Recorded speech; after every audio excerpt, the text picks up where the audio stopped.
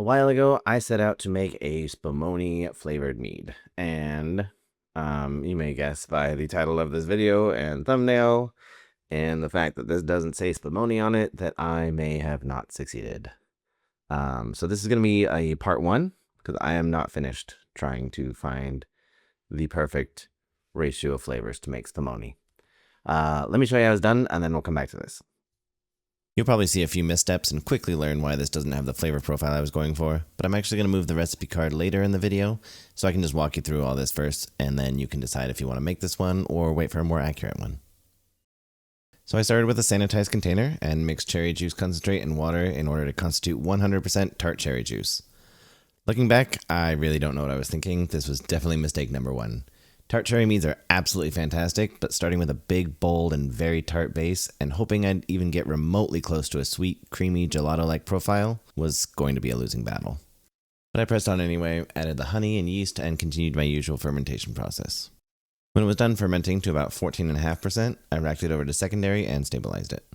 I'm pretty sure I tasted it here and realized this was not going to be what I was going for, but it was good, and I obviously wasn't going to dump it or anything, so I kept going.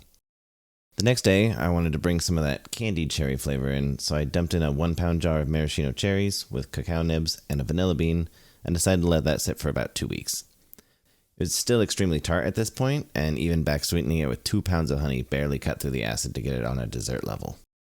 I don't have footage of my attempt to add pistachio flavor, but I bench trialed a homemade pistachio tincture to try to bring some of that in. Everything I tried was a little bit too real, authentic. I don't really know what word I'm going for here, but the pistachio flavor I was getting in trials was a little too earthy and nutty, while the ice cream is a sweeter, slightly more artificial flavor. It's kind of like the difference between eating an actual almond and something almond or amaretto flavored. It's a big difference in the bitterness levels, and I didn't really have a way of using the extract alone without bringing in that bitterness. To try to bring in some more candy sweetness, I tried adding a store-bought pistachio extract, and that seemed to work a little better. I also brought in a homemade amaretto extract and a homemade chocolate extract to balance the chocolate flavors. Eventually I found a combination of all 4 of these that I was happy with, so I scaled it up to the whole batch. Even with this combination, it was extremely difficult to get a really distinct pistachio flavor to punch through this much cherry, but it did impart some of that sweet nuttiness without the bitterness. The end result was a sweet chocolate cherry cordial flavor, distinctly not Spumoni, but something that I was happy to call a finished product. I let it clear fully, and then I bottled it. If this still sounds like something you want to make, here's the full recipe card. You should probably know that these extracts that are homemade will probably be a little bit different than yours or ones that you can buy. I'll probably do a future video on tincture someday, but that'd be a little too much to get into right now. So let's just move on to the tasting. All right, welcome back. We are going to taste what I did create and what I actually do really like, but I wouldn't call it Spumoni. Why don't I just pour it and then we'll talk about it. So I've renamed it to Cherry Cordial because after a review with some friends, they said it reminded them of that flavor a lot more than Spumoni. It is a nice dark red that maybe the actual Spumoni will not be, but we'll see.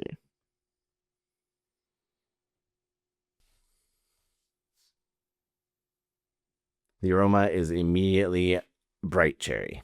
That is the prominent flavor, and you may have guessed that's probably because I started with an entirely tart cherry juice base, which is excellent, by the way. Tart cherry meads are fantastic. However, when you are looking for that kind of candied, lighter cherry flavor and want to be able to have a good chocolate and pistachio in there as well, that tart cherry can be a little bit too bold, and I'm pretty sure that's what happened. I feel like that was the biggest misstep, is it just was too acidic to really balance into a kind of a creamy, ice cream inspired flavor. But there is chocolate. I think making a chocolate extract was the way to go. I don't think I was going to get that bold of a chocolate to punch through that cherry without, pumping it up. Cacao nibs are great. And obviously that's what I used to make the extract as well. But I don't think just soaking it in cacao nibs was going to be enough. And I still have that extract, and I'll probably use it in this Spumoni one also.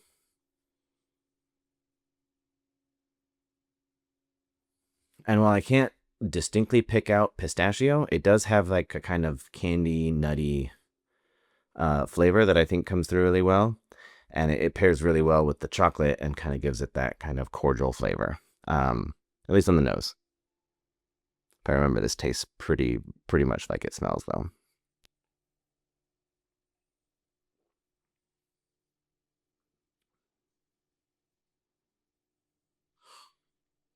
Yeah, it's rich. The acidity has died down a little bit since the last time I tasted it. This was made in January. So about 3 months old now. It is still certainly like tart cherry and not candy cherry. You can taste a little bit of the maraschino that comes through there, but it's still too big and bold to call it Spumoni, and the pistachio is quite hidden. I gave it to some friends without like telling them what flavor it was, and asked them to like pick out what flavors are there.